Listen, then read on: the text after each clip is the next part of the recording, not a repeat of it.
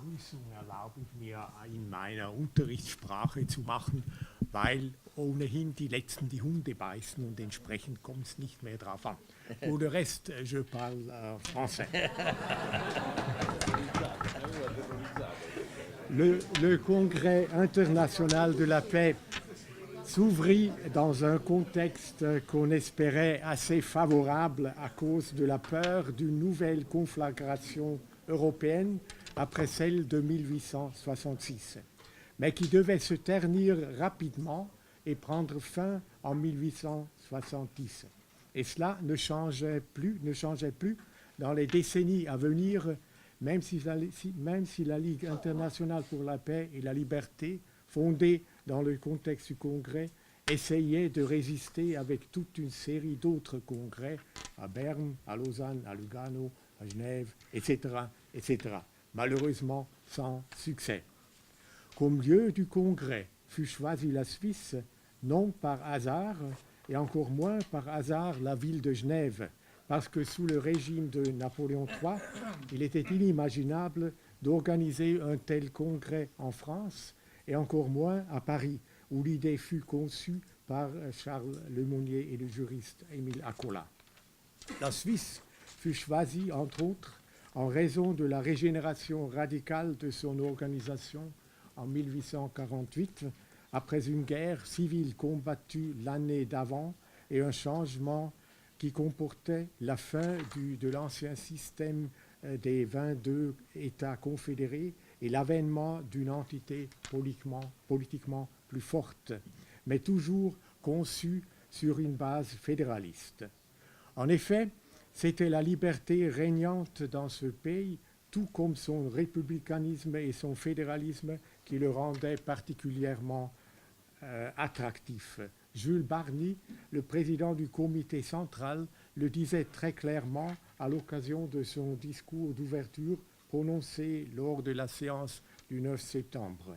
Je cite « Travaillons à opposer à l'esprit césarien l'esprit républicain, à l'esprit militaire l'esprit civique, à l'esprit de centralisation l'esprit de fédération, à l'esprit de despotisme et de guerre l'esprit de liberté et de paix. » La ville de Genève, de son côté,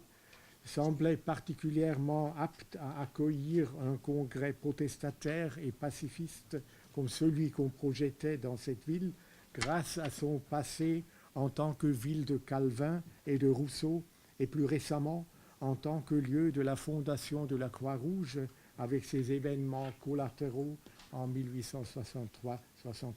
mais aussi grâce à sa vieille renommée d'une ville qui fut et qui est encore le refuge de tant de proscrits, comme l'écrit Charles Lemonnier dans son compte rendu polémique « La vérité sur le congrès de Genève ».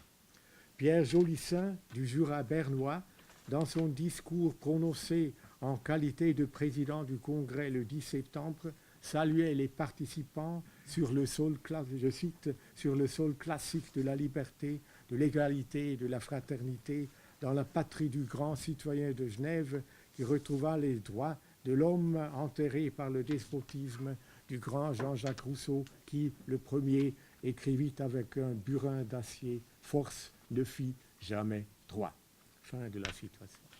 Étant donné que le temps n'était plus celui de Calvin et que la majorité des habitants étaient redevenus catholiques à cause des changements territoriaux survenus en 1815, la présence de Garibaldi devint l'une des raisons des conflits qui accompagnaient dès l'ouverture les sessions et les débats du Congrès.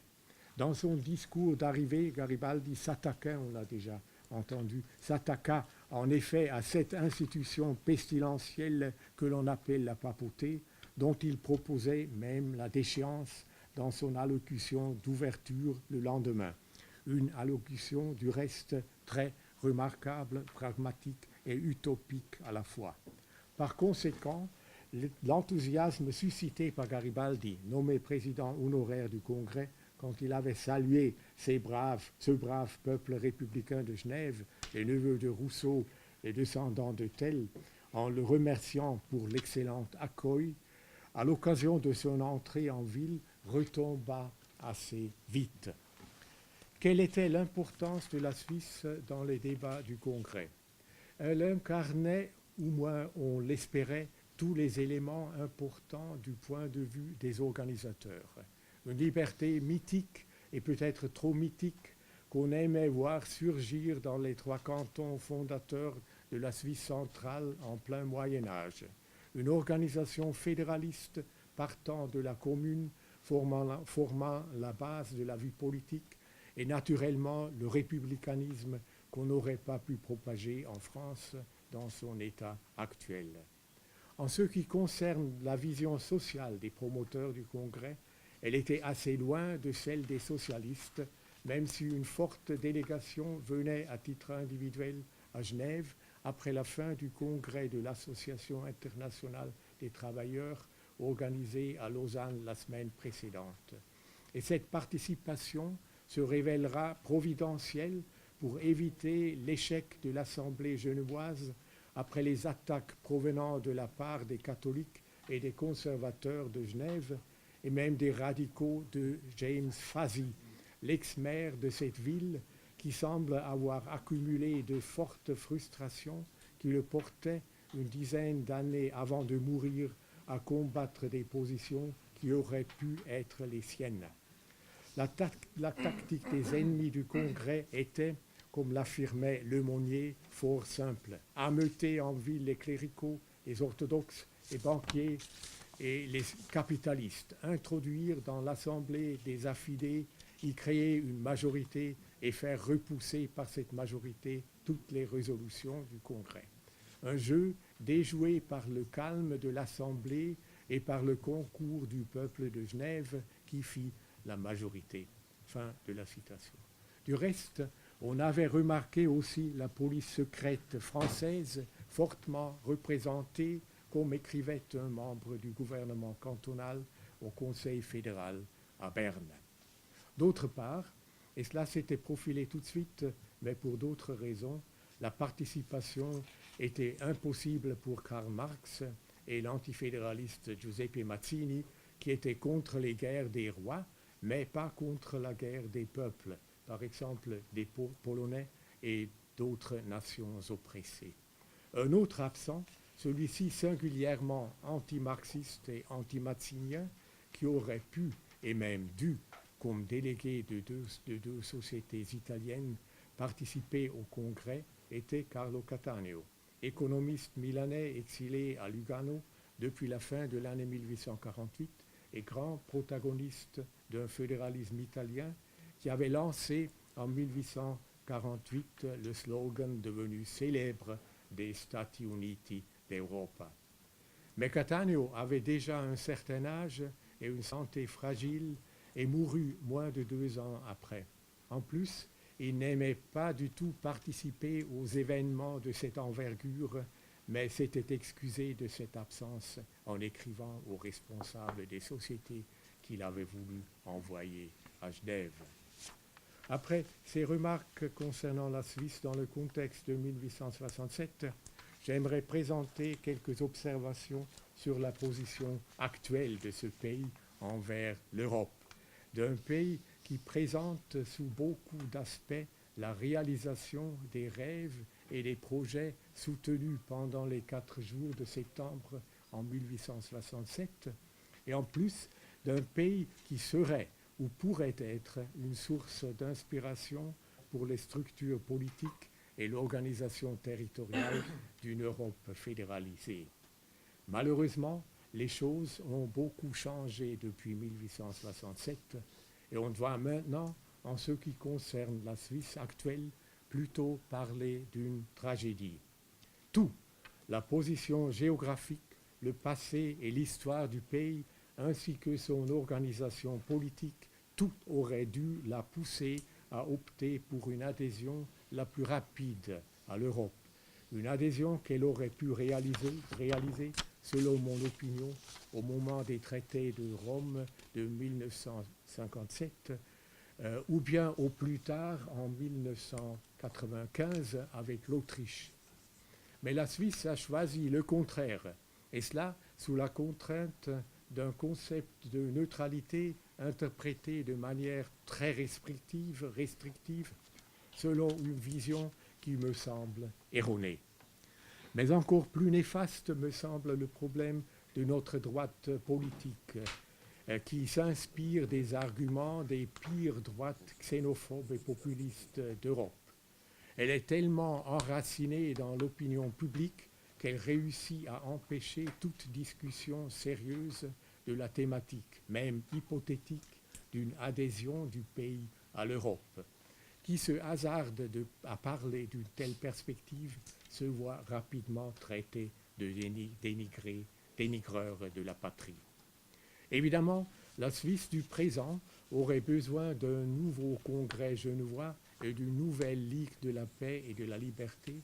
mais elle aurait surtout besoin de l'arrivée d'un nouveau Garibaldi ressuscité pour combattre le vieux Fazi, l'opposant majeur des résultats du congrès de 1867, qui actuellement n'est plus genevois, mais porte un nom tout à fait zurichois. Malheureusement, les opposants de 1867, qui parlaient d'un échec du congrès et prétendaient que Garibaldi s'était enfui de Genève, ont réussi, avec leur polémique rétrograde, à faire oublier le succès de cette manifestation majeure, même s'il devait rapidement se révéler provisoire à cause de la guerre franco-allemande survenue 3 ans plus tard. Un succès qui est sorti presque tout de suite de la mémoire collective européenne. Si à Genève, on se souvient encore un peu d'un épisode quand même important de l'histoire de la ville, au moins à cause de la participation de Garibaldi et de Bakounine, en Suisse allemande, on ne sait presque plus rien de son existence. En vérité, le Congrès me semble, au contraire, d'une importance capitale, surtout dans sa dimension utopiste de la guerre à la guerre, proclamée dans un petit moment propice au pacifisme, et parce que les organisateurs ont admirablement réussi à créer un lien entre la paix, la liberté, la démocratie et l'idée d'une Union européenne fédéraliste. Cela reste important, même si on dut subir toutes les guerres ultranationalistes, impérialistes et racistes, telles que la guerre franco-allemande, les 2 guerres mondiales et bien d'autres encore, avant d'entrevoir enfin l'espoir de réaliser ces valeurs, même si le chemin semble encore long. Pierre Jolissaint, dans son discours de président du Congrès, félicita les participants d'être venus à Genève entreprendre une croisade sainte, toute de persuasion, pour désarmer les haines nationales, attaquer de front les préjugés d'un faux patriotisme, d'un faux point d'honneur qui met toutes les vérités à la pointe de l'épée ou de la baïonnette. Ces propos font penser à la déclaration de guerre de Napoléon III, envoyée le 19 juillet 1870 au roi de Prusse, quand il justifiait cette déclaration par l'honneur de son pays compromis, qui l'obligeait à le rétablir après le triste épisode de la dépêche d'Ems. Et on se rend compte de la futilité intellectuelle avec laquelle on jetait le propre pays et le continent dans une aventure meurtrière. Quand on prend en plus en considération la brutalité du jeu soi-disant diplomatique de Bismarck dans cette affaire, on s'aperçoit de la dimension tragiquement illusoire de Pierre Jolissaint quand il salua les citoyens venus préparer l'établissement et le règne d'une justice internationale et quand il les exhortait à être des hommes d'abord et ensuite des citoyens français, allemands, italiens, anglais, espagnols, russes, suisses, etc. Friedrich Schiller, ce grand contemporain de Goethe, faisait dire à Wallenstein dans la trilogie du même nom et peu avant d'être assassiné: Eng ist die Welt und das Gehirn ist weit, leicht beieinander wohnen die Gedanken, doch hart im Raume stoßen sich die Sachen. Le monde est étroit et l'esprit est vaste. Les pensées habitent facilement l'une près de l'autre, mais les choses se heurtent durement dans l'espace. Malheureusement, c'est parfaitement vrai. Mais en conséquence, on devrait se forcer à penser mieux, même en risquant peut-être d'entrer dans l'utopie et agir moins ou moins rapidement.